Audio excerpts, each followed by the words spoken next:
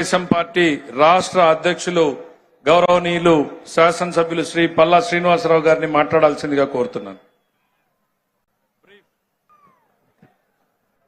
Super 6 super hit అయినటువంటి సందర్భంలో ఈ సభ ఏర్పాటు చేసుకొని దీనికి సభ అధ్యక్షత వహిస్తున్నటువంటి పెద్దలు పయ్యావుల కేశవ్ గారికి,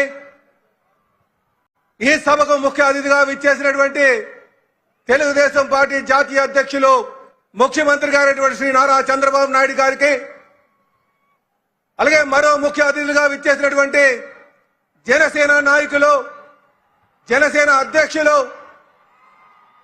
ఉప ముఖ్యమంత్రి గారైనటువంటి పవన్ కళ్యాణ్ గారికి, అలాగే బీజేపీ రాష్ట్ర అధ్యక్షులు మాధవ్ గారికి, వేదిక మీద ఉన్నటువంటి కేంద్ర మంత్రివర్యులకు, రాష్ట్ర మంత్రివర్యులకు, పార్లమెంట్ సభ్యులకు, శాసనసభ మండలి సభ్యులకు, శాసనసభ్యులకు, తెలుగుదేశం జనసేన బీజేపీ కుటుంబ సభ్యులందరికీ కూడా పేరు పేరున నమస్కారాలు తెలియజేసుకుంటూ, ప్రియమైన ఉమ్మడి అనంతపురం ప్రజల్లారా, అలాగే రైతుల్లారా, మీ ముందు వచ్చి మాట్లాడే అవకాశం కలిగినందుకు మాకు చాలా ఆనందంగా ఉంది.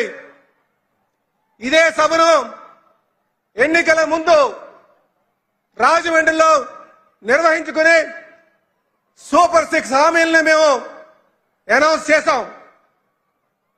ఈరోజు అనంతపురంలో ఆ హామీలన్నింటినీ కూడా సుమారు 90% హామీలు నెరవేర్చుకొని ఇక్కడ ఈ సభ పెట్టడం జరిగిందని చెప్పి తెలియజేస్తున్నాం. ఇది సూపర్ 6 సూపర్ హిట్ అయిందని సందర్భంలో పెట్టినటువంటి మీటింగ్. ఈరోజు అనంతపురం రైతుల యొక్క స్థితిగతులను చూసుకుంటే సూపర్ హామీ పథకం కింద ఈ రైతులందరూ కూడా అభివృద్ధి చెంది అనంతపురం ఒక రూపురేఖలు మార్చడం జరిగిందని ఈ సందర్భంగా తెలియజేస్తున్నాం. అలాగే గతంలో కూడా తెలుగుదేశం పార్టీ హయాంలో కీర్తిశేషులు నందమూరి తారక రామారావు గారి ఆలోచనతో, చంద్రబాబు నాయుడు గారి ఆలోచనతో డిప్ ఇరిగేషన్ తీసుకొచ్చి ఈ ప్రాంతాన్ని హార్టికల్చర్ హబ్ గా తీర్చిదిద్దడం జరిగిందని చెప్పి ఈ సందర్భంగా తెలియజేస్తున్నాం. అలాగే చంద్రబాబు గారి నాయకత్వంలో కియా మోటార్స్ తీసుకొచ్చి ఈ ప్రాంతాన్ని ఆటోమొబైల్ హబ్ గా తీర్చిదిద్దడం జరిగిందని చెప్పి ఈ సందర్భంగా తెలియజేస్తున్నాం.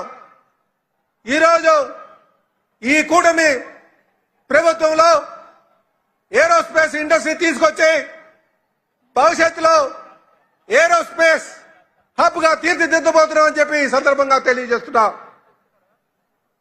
అలాగే సోదరులారా, గత ప్రభుత్వం కేవలం సంక్షేమం అంటే చాలు అనుకుని వాళ్ళు గడిపారు.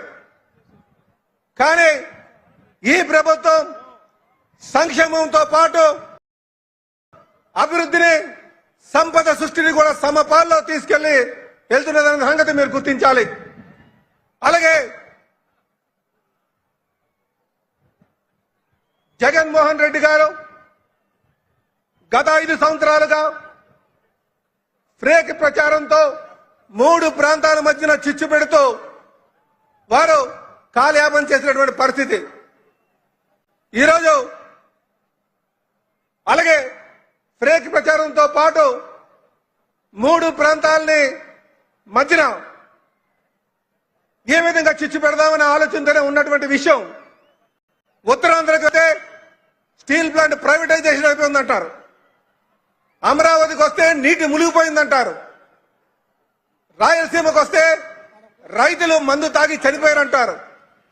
ఈ ఫ్రేక్ ప్రచారంతో సభకు రాకుండా కేవలం ప్రజల్ని మభ్య పెడదామని ఒక ఆలోచనతో ఉన్నారు. ఇది మనం గమనించాల్సినటువంటి విషయం అని చెప్పి ఈ సందర్భంగా తెలియజేస్తున్నాం. అయితే ఈ రోజు మా ముందున్నటువంటి లక్ష్యం ఈ ప్రజల యొక్క జీవన ప్రమాణాలు పెంచుతూ ఈ రాష్ట్రాన్ని సర్వతోముఖ అభివృద్ధి చేస్తూ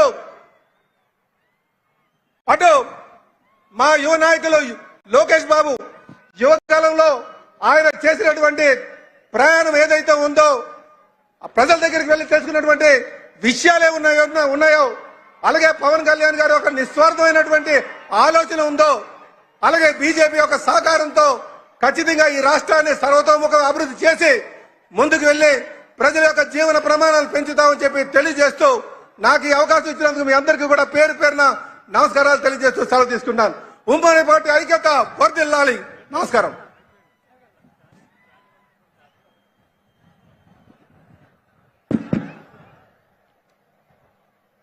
ఈనాటి ముఖ్య అతిథుల్లో భాగంగా